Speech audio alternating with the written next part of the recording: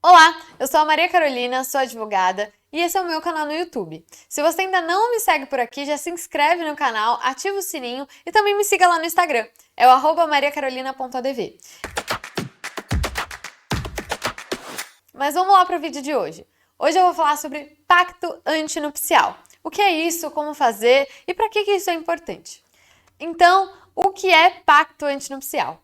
O pacto antinupcial nada mais é do que um contrato celebrado entre as partes que vão casar e ele vai prever algumas regras de convivência, regras patrimoniais e até algumas indenizações que podem surgir aí caso esse casamento seja desfeito. Então, o pacto ele não serve somente no caso de divórcio. O pacto também vai servir durante o casamento. Então vamos supor, se seu marido não lava a louça, você pode colocar ali uma cláusula dizendo que se ele não lavar a louça, ele vai ter que te pagar uma multa. Isso são cláusulas de convivência do dia a dia que você pode sim colocar no seu contrato.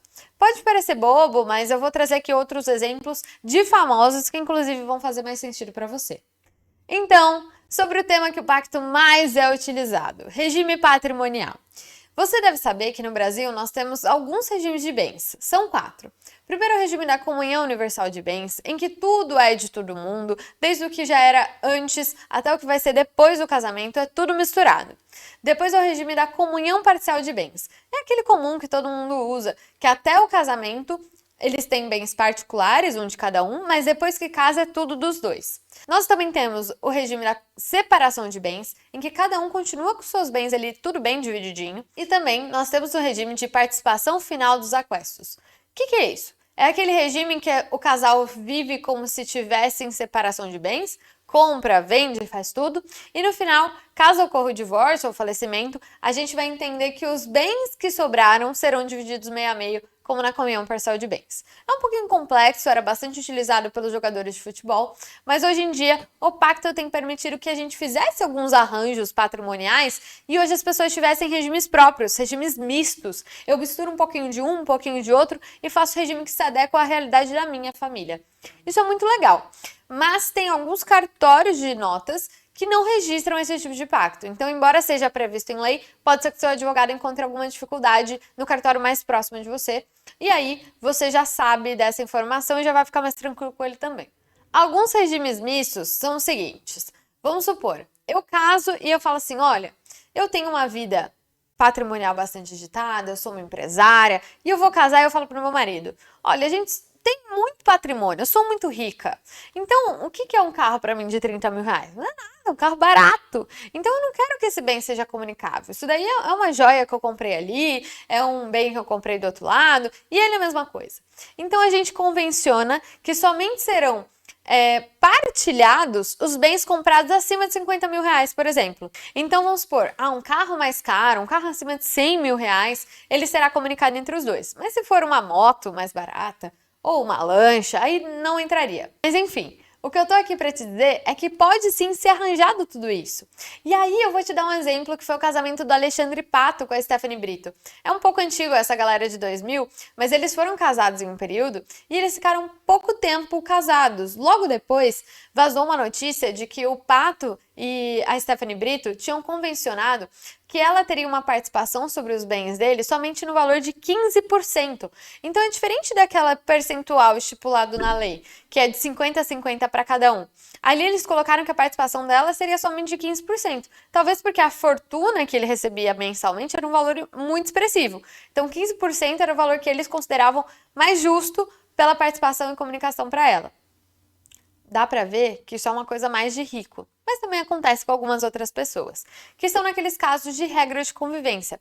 Pode ser que você coloque ali que o seu marido vai ser obrigado a te ajudar no trabalho, como o meu que está aqui atrás das câmeras. Ele está me ajudando nessa gravação, mas às vezes ele não quer. Então posso colocar ali que, olha, você vai ter participação no meu patrimônio somente se você me ajudar. Se você não me ajudar no trabalho ou não me ajudar em casa, aí você não tem participação nenhuma.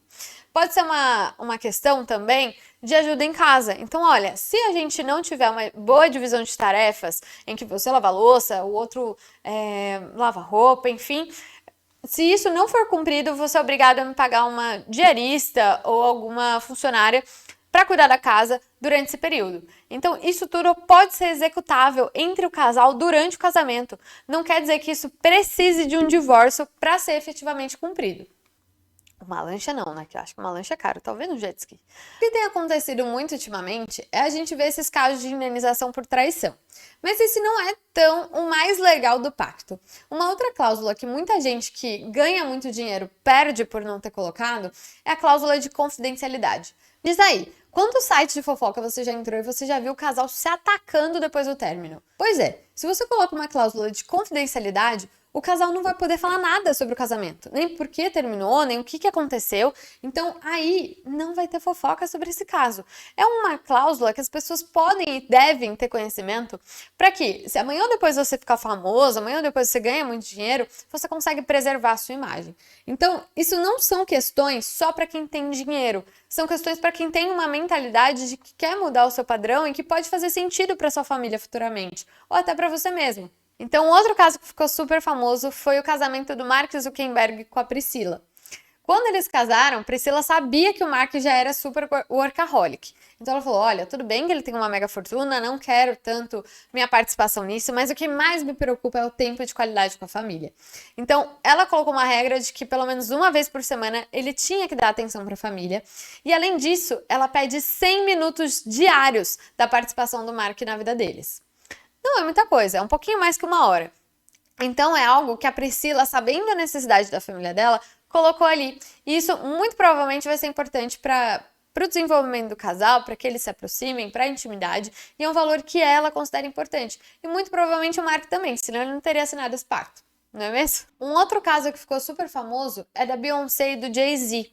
Quando eles se casaram, eles estipularam que a cada filho que eles tivessem juntos, a Beyoncé teria direito a 5 milhões de reais. E caso eles se divorciassem, também haveria uma indenização.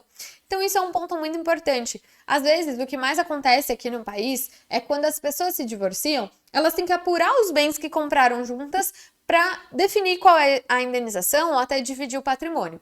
Mas tem alguns casais que falam assim, olha, vamos estipular já uma indenização caso a gente se separe? Se o marido ou a esposa tiver mais condições, ele pode falar assim, olha, vamos colocar uma cláusula aqui que ao invés de você ter participação nos bens, eu vou te pagar 1,5 milhão de reais como uma indenização única, ou até mesmo um valor mensal para que você possa se manter por tantos anos ou até o resto da vida. Então isso são cláusulas que a gente consegue adaptar para a realidade de cada família e que às vezes faz mais sentido do que um processo de divórcio muito duradouro e que você tem que analisar caso a caso, se vai dividir a casa ou se não vai, quem vai ficar com os cachorros, quem vai cuidar dos cachorros, o que vai acontecer, entendeu?